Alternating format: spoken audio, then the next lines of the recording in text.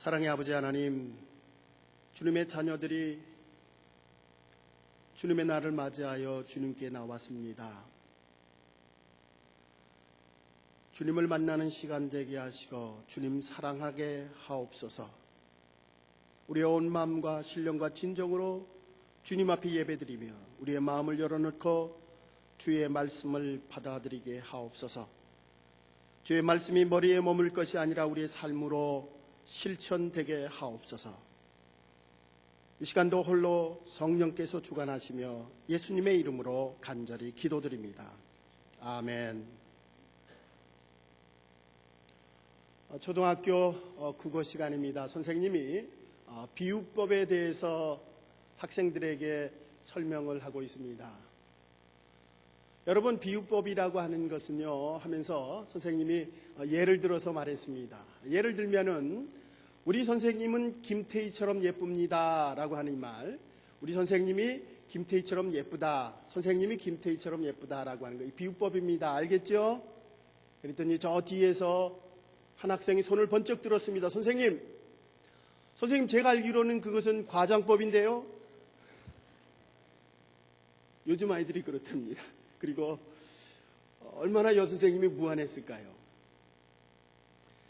여러분, 우리 교회에서도 이 아이처럼 다른 사람들을 그렇게 당황스럽게 할 때가 있고, 또한 다른 사람들을 깎아내릴 때가 있습니다. 여러분, 우리가 무심코 하는 그런 비난의 말들 혹은 깎아내리는 말들, 한 사람에게는 상처가 되고, 또한 어떨 때는 절망감을 느끼게 하고, 아주 심하게 되면은 자살 충동까지도 느끼게 된다고 합니다. 여러분, 우리의 말을 참 조심해야 합니다. 폴 마이어즈라고 하는 사람은 비판에 대해서 이렇게 말하고 있습니다. 비판은 발사된 총알과 같다. 일단 한번 총소리를 듣고 나면 그것을 도로 물을 수가 없다. 여러분, 우리의 말을 굉장히 조심해야 됩니다. 특별히 그리스도인들은 우리의 입술을 조심해야 합니다. 비판이라고 하는 것, 정말 우리는 말없이, 아니 생각 없이 할지 몰라도 그 받는 사람에게는 평생 상처가 될 수가 있습니다.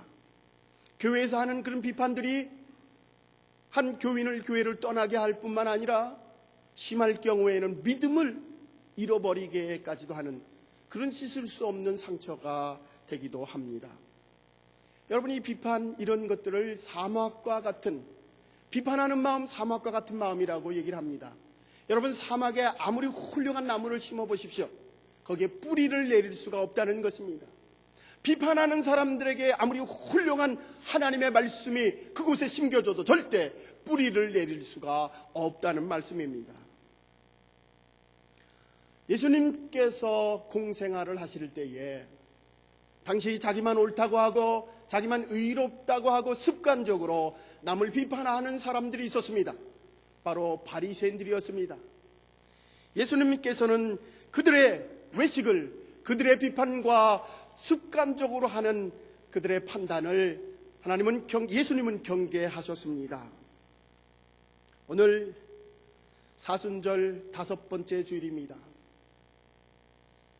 저는 사순절을 시작하면서 마음의 훈련이라고 하는 제목하에 시리즈 설교를 하고 있습니다. 오늘 5번째 주일로 비판하지 말라, 비판에 대한 말씀을 나누려고 합니다.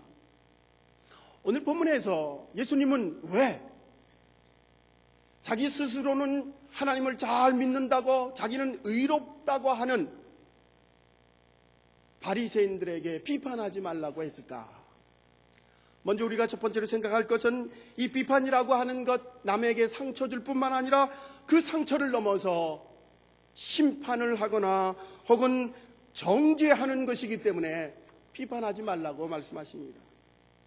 여러분, 1절에 오늘 비판하지 말라라고 하는 이 히라버의 원어는 크리노라고 하는 말인데, 이 말은 심판하다, 정죄하다라고 하는 말입니다. 비판하지 말라, 결국 심판하지 말라는 얘기입니다. 여러분, 심판하다라고 하는 이 말은 법적인 용어입니다. 법정에서 쓰는 용어들입니다.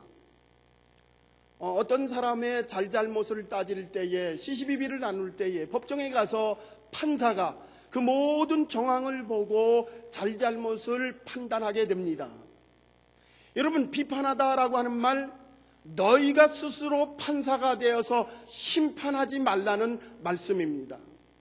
남을 판단하는 것, 남을 비판하는 것, 자기만 의인인 척하면서 습관적으로 비판하는 바리새인들을 오늘 예수님께서는 책망하고 계십니다. 여러분, 우리 인간이 어느 누구도 최종 심판자가 될 수가 없습니다. 그 모든 심판은 하나님만이 하실 수가 있습니다. 여러분, 우리가 심판할 수 있다, 하나님의 주권을 망각하고 심판하고 판단하는 사람들에게 오늘 예수님은 이런 말씀을 합니다. 오늘 본문 2절의 말씀입니다. 너희의 비판하는 그 비판으로 너희가 비판을 받을 것이요 너희의 헤아리는 그 헤아림으로 너희가 헤아림을 받을 것이니라. 너희가 비판하게 되면 그 비판을 받게 되어 있다는 것입니다. 우리가 헤아림으로 용서하면 또한 우리가 용서함을 받을 수 있다는 말씀입니다. 비판하지 말라는 얘기입니다. 여러분, 그런데 우리가 인생을 살면서 비판하지 않을 수가 없습니다. 여러분, 이 비판이라고 하는 것 정말 우리가 피할 수 없는 일이지만은 정말 비판하는 일이 있다면은 이 건전한 사회가 되기 위해서는 건전한 비판을 해야 합니다. 비판 자체가 영혼을 파괴시키거나 혹은 공동체를 파괴시키는 것은 아닙니다. 그러나 그 비판이 건전한 것이 되지 못할 때, 남을 비난하고 남을 욕하는, 아니 남을 심판하고 정죄하는 것이 될 때에 그 공동체뿐만 아니라 한 인간을 심하게 상처를 줄 뿐만 아니라 파괴할 수 있다는 것입니다. 그러므로 정죄와 심판하는 그런 비판을 하지 말라고 성서는 말하고 있습니다. 항상 사람들과 모이면은 남을 험담을 잘하는, 남의 단점을 보면서 험담을 잘하는 한 아주머니가 있었습니다. 그의 어머니가 집에 찾아왔습니다.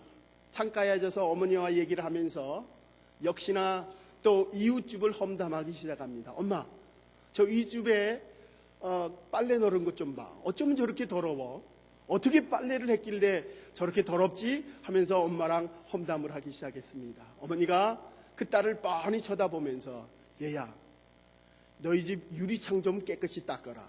유리창이 이렇게 더러우니 빨래가 더럽게 보이지? 여러분, 남을 비판한다는 것 틀림없이 자기가 비판을 받게 되어 있습니다.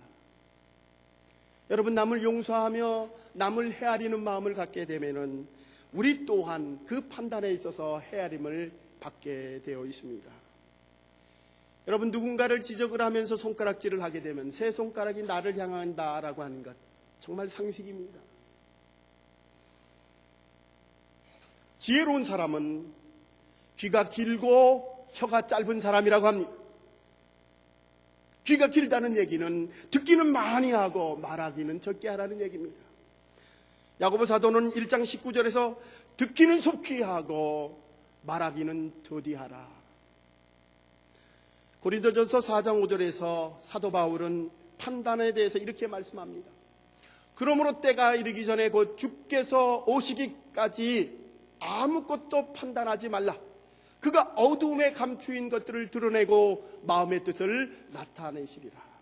사도 바울은 마지막 날까지, 우리가 천국에 갈 때까지 우리의 삶 속에서 남을 판단하지 말라, 심판하지 말라고 얘기했습니다. 이유는 분명합니다. 우리가 온전하지 못하기 때문에 그렇습니다. 여러분, 나도 틀릴 수 있다, 나도 실수할 수 있다라고 하는 생각을 꼭 가지시기 바랍니다. 여러분, 제가 걸치고 있는 이 후드가 무슨 색깔입니까? 무슨 색으로 보입니까? 보라색으로 보이죠? 그런데 이 빛이 어떤 빛이냐에 따라서 사실은 이게 자주색으로도 보일 수가 있고 파란색으로도 보일 수 있습니다. 여러분, 현미경으로 이걸 보세요. 절대 색깔이 없을 겁니다. 이 시간에 엄청난 굉음을 듣는 분이 있습니까? 아마도 한 사람도 없을 겁니다. 그러나 이 시간에도 이 지구는 엄청난 속도로 자기 스스로가 돌고 자전하고 엄청난 속도로 태양을 향해서 돌고 있다는 것입니다.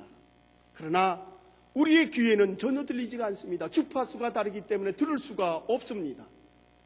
물론 어떤 과학자들은 그 돌아가는 소리가 들리지 않는다라고 말하는 사람도 있습니다. 여러분, 이 시간에도 많은 소리가, 수없는 많은 소리가 이 시간에도 공간을 돌아다니고 있지만 우리 귀에는 들리지가 않습니다. 우리의 주파수로서는 잡을 수 없는 소리이기 때문에 그렇습니다. 여러분, 우리가 듣는 것, 우리가 보는 것, 우리가 경험하는 것, 우리의 삶 속에 정말 정확하다고 생각하지만 그것마저도 때때로 틀릴 수가 있다는 사실을 여러분 꼭 기억하시기 바랍니다. 우리의 판단도, 나의 정확한 그런 생각도 때로는 틀릴 수가 있다는 사실입니다. 여러분, 예수님께서는 이와 같이 비판과 판단하는 것을 경계하셨습니다. 한 철학자가 이 세대를 칠면조의 시대다, 그렇게 얘기를 하고 있습니다. 여러분, 칠면조라고 하는 동물은요, 한 가지 아주 못된 습관이 있답니다.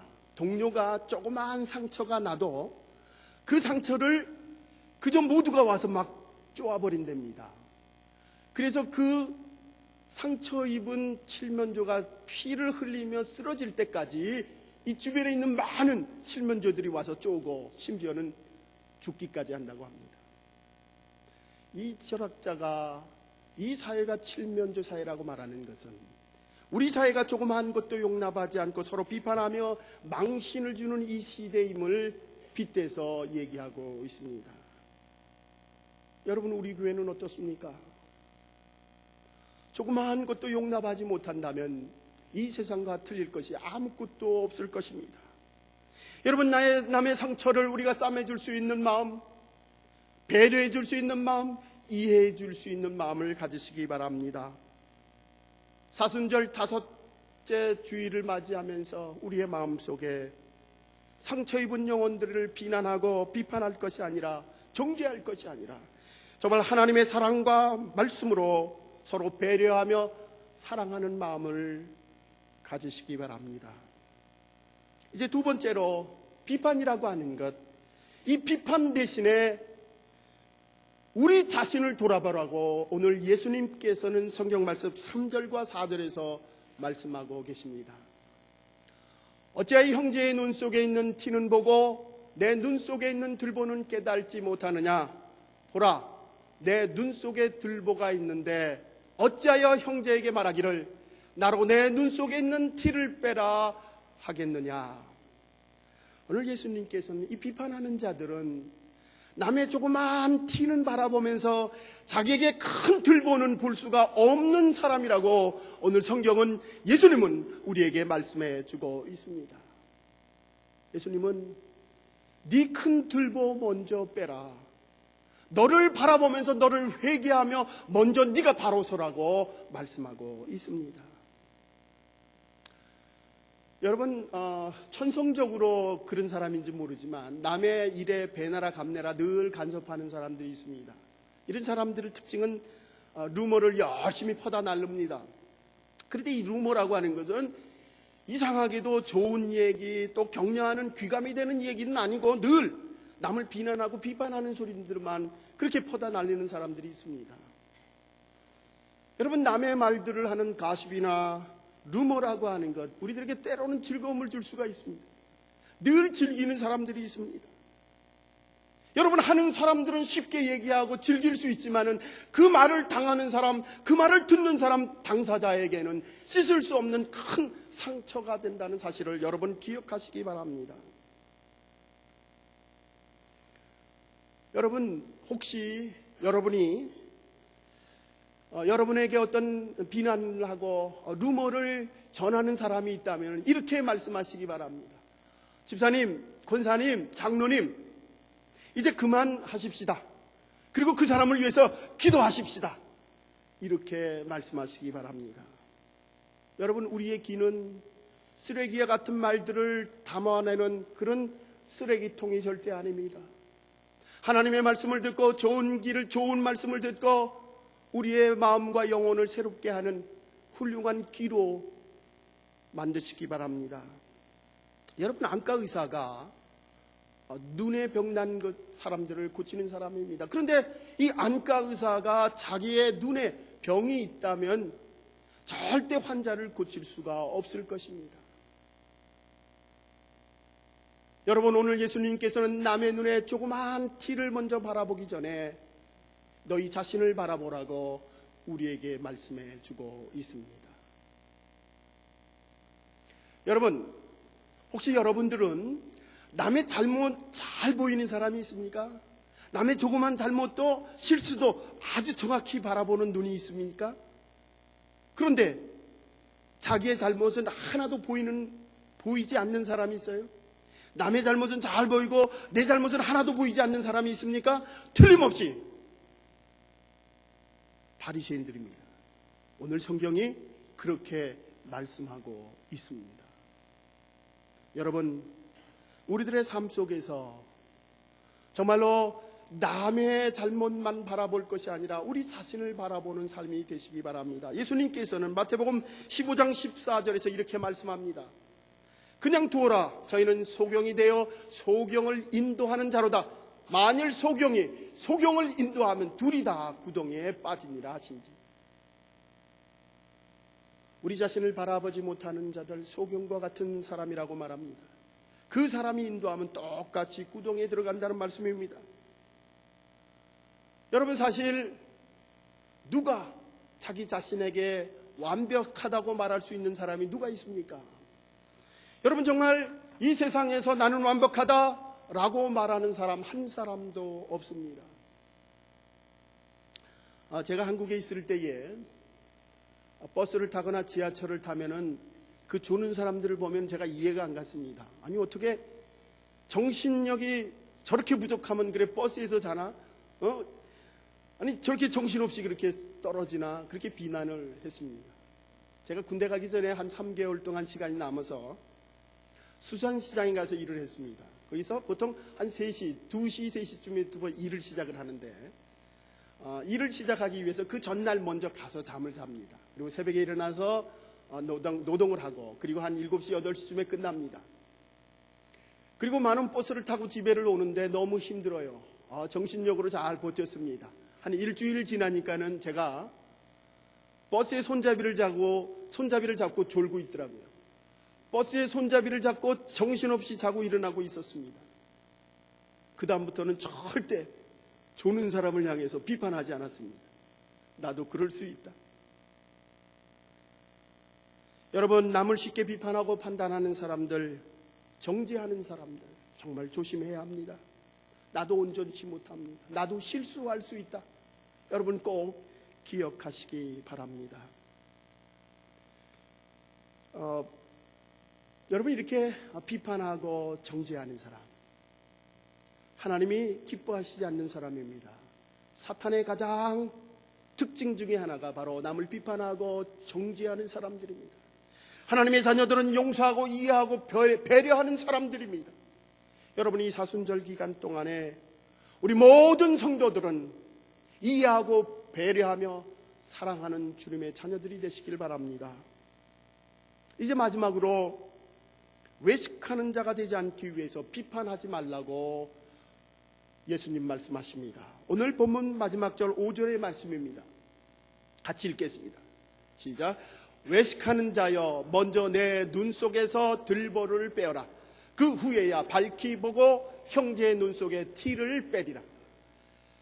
여러분, 상대방의 티를 보고 조그만 잘못을 바라보고 자기의 큰 들보는 바라보지 못하는 사람을 예수님은 외식하는 자라고 말하고 있습니다. 여러분, 남의 허물이 크게 보입니까? 그리고 여러분의 잘못은 전혀 보이지 않아요? 외식하는 자입니다. 정말 저와 여러분들 외식하는 자가 되지 않고 정말 바리새인이 되지 않도록 우리 자신을 뒤돌아보며 외식하지 않는 하나님의 말씀으로 변화되는 주님의 귀한 자녀들 되시기 바랍니다. 여러분, 때때로 이렇게 외식하는 자들은 남의 장점마저도 단점으로 뭉개며 그리고 남을 자꾸 깎아내려야 자기가 높아진다고 착각하는 사람들입니다. 여러분, 이같이 무자비하게 심판자가 되고 정죄자가 되지 않으려면은 정말 우리는 끊임없이 조그마한 것을 칭찬하는 훈련을 하시기 바랍니다. 정말 가장 가까운 사람들에게서부터 칭찬하는 훈련, 우리의 마음의 훈련을 통하여 비판하고 정죄하는 것을 극복하시기 바랍니다. 여러분, 오늘부터라도 가장 가까운 남편과 부인에게, 아니 외모로부터 혹은 말 한마디, 그런 것들을 칭찬하는 훈련을 하시기 바랍니다. 틀림없이 칭찬하는 그 입술에서 여러분, 비판과 정죄하는 말은 사라질 것입니다. 여러분, 이 사순절 기간 동안에 칭찬하는 훈련을 하십시다. 요한복음 8장에 보면은 바리새인들과 서기관들이 한 여인을 예수님 앞에 끌고 왔습니다. 그리고서 예수님, 이 여인이 가늠하다 현장에서 잡힌 여인입니다. 모세 율법에서는 이 여인을 죽이라고 했는데, 돌로 치라고 했는데 예수님 어떻게 할까요? 예수님이 그 자리에서 무릎을 꿇고 무언가를 땅에다 쓰기 시작했습니다. 한참을 쓰시고 나서 그들을 향하여 말했습니다. 누구든지 죄가 없는 사람이 먼저 돌로 이 여인을 쳐라. 나이가 많은 사람부터 한 사람, 두 사람 다 사라졌습니다. 아무도 없는 것을 보시고 예수님께서 그 여인에게 요한복음 8장 11절에서 이와 같이 말씀합니다. 나도 너를 정죄하지 아니하노니 가서 다시는 죄를 범치 말라. 나도 너를 죄를 용서하지 않는다. 여러분, 예수님께서는 죄를 미워하지만 그 여인을 사랑하였습니다. 비판하고 정죄하고 한 영혼을 죽일 상황 속에서 예수님은 그를 배려하고 그의 입장에서 한 영혼을 살려주셨습니다. 누가복음 19장에 보면은 세리장 삭개오에 대한 말씀이 나옵니다. 여러분, 당시 로마 지배를 받고 있는 이스라엘에서 이 세리라고 하는 사람들은 많은 세금을 걷어들여서 일부는 로마에게 바치고 일부는 자기가 착복을 하게 됩니다. 그래서 이 세리들을 매국노와 같이 생각했습니다.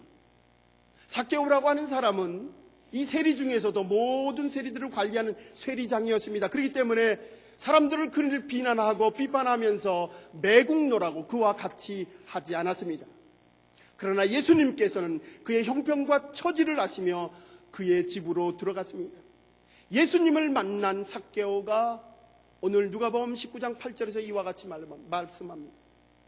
내 소유의 절반을 가난한 자에게 주겠사오며 만일 네 것을 토색한 일이 있으면 4배나 갚겠나이다.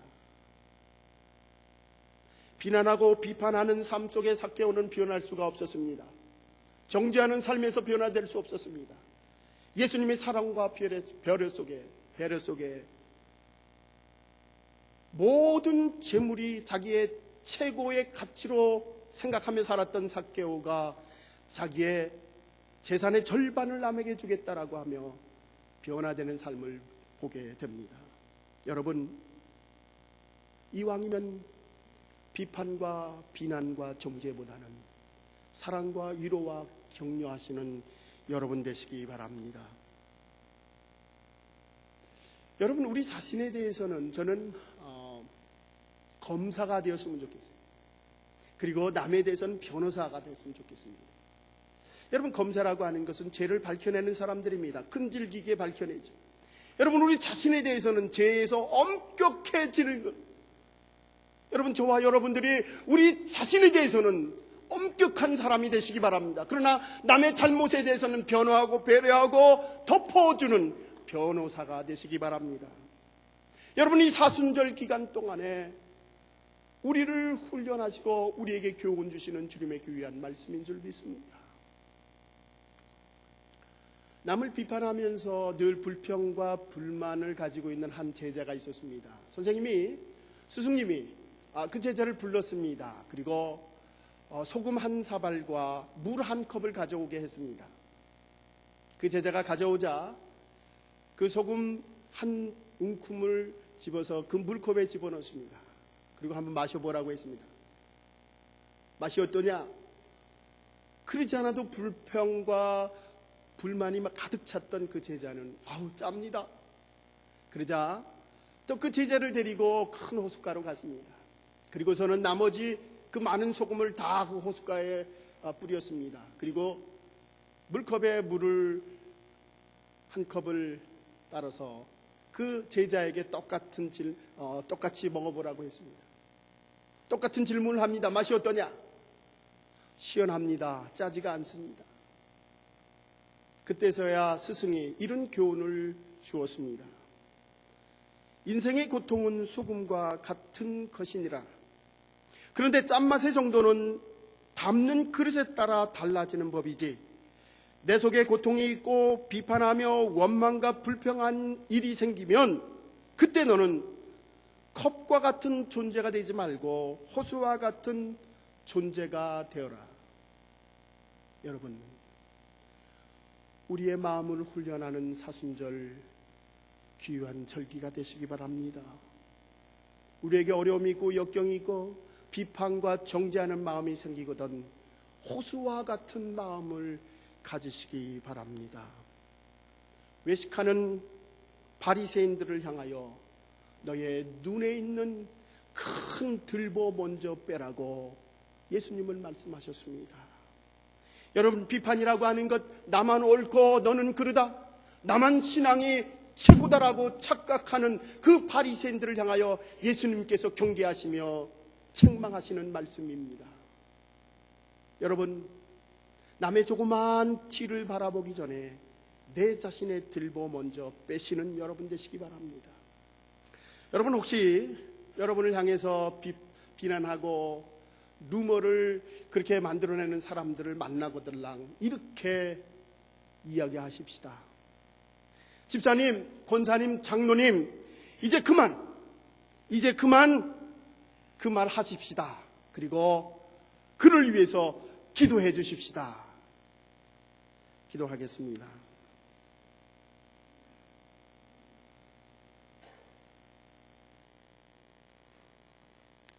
사랑의 예수님, 오늘 주님의 귀한 교훈의 말씀을 저희들이 기억합니다.